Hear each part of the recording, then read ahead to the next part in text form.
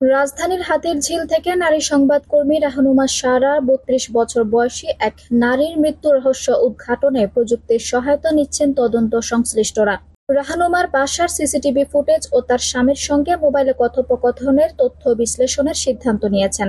ইতোমধ্যে CCTV footage সংগ্রহ ও স্বামীর ফোন জব্দ করা হয়েছে। পাশাপাশি রাহনুমার বাসা থেকে ৩টি ডায়েরি ও একটি খাতা উদ্ধার করা হয়েছে, সেগুলো বিশ্লেষণ করা হবে। এছাড়া রাহনুমার ফেসবুক বন্ধু ফাহিম ফয়সালের সঙ্গেও সম্পর্কের বিষয়টি খতিয়ে দেখা হবে। ফেসবুকে পোস্ট দেওয়ার পর স্বজন ও পরিচিত জনরা কেন তার সমস্যা জানতে উদ্যোগী হয়নি সেটিও খতিয়ে দেখা হবে। তদন্ত সংশ্লিষ্ট সূত্রে এসব তথ্য জানা গেছে।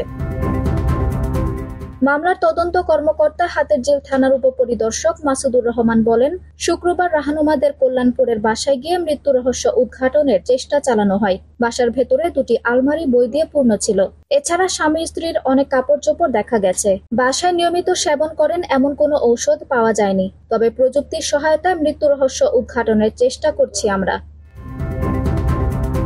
তদন্ত সংশ্লিষ্ট সূত্র জানায়, রাহনুমাদের বাসা থেকে 3টি পুরনো ডায়েরি ও একটি খাতা সংগ্রহ করা হয়েছে। পাশাপাশি মৃত্যুর আগের 3 দিনের বাসার সিসিটিভি ফুটেজ ও স্বামী সাইফুল আলম শাহিনের মোবাইল ফোনটি জব্দ করা হয়েছে। ডায়েরির লেখা ফুটেজ ও ফোনের দুজনের কথোপকথন বিশ্লেষণ করা হবে।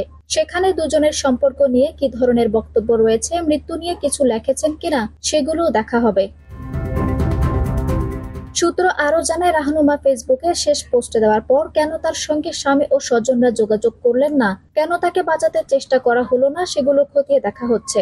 তদন্তের স্বার্থে রাহনুমাদের বাসাটি তদন্ত দল তালাবদ্ধ করে দিয়েছে। ওই নারী সাংবাদিকের স্বামীর সঙ্গে কথা বলে বিভিন্ন বিষয়ে জানার চেষ্টা করা হয়েছে। সেগুলোর সত্যতা যাচাই করা হবে।